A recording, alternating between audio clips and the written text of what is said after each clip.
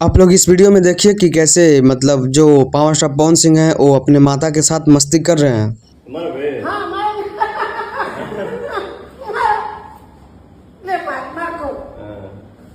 चप्पल से मार ना, चप्पल अमृत के बूंद के जी हाँ दोस्तों, एक पावर स्टार पवन सिंह ही ऐसे भोजपुरी में कलाकार हैं जो अपने माँ के साथ हरदम दिखते हैं और काफी ज्यादा समय बिताते हुए नजर आते हैं। भोजपुरी के पावर स्टार पवन सिंह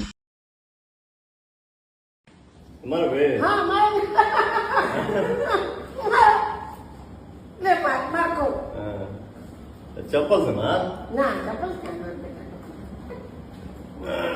यानी हम साफ तौर पे कह सकते हैं कि जो पावर स्टार पवन सिंह है वो अपने माता से बहुत प्यार करते हैं और काफी ज्यादा समय भी देते हैं। तो बेटा हो तो पवन सिंह जैसा कि अपने माँ को पलकों पे बैठाए रखे और कोई भी सिचुएशन हो साथ में रहते हैं ये दोनों। तो आप लोगों को इस सब के बारे में क्या कहना और पावर स्टार पवन सिंह के बारे में क्या कहना, अपनी राय को कमेंट बॉक्स में लिखिए, बताइए। और इस चैनल पर नया है तो चैनल को सब्सक्राइब कर लीजिए। धन्यवाद।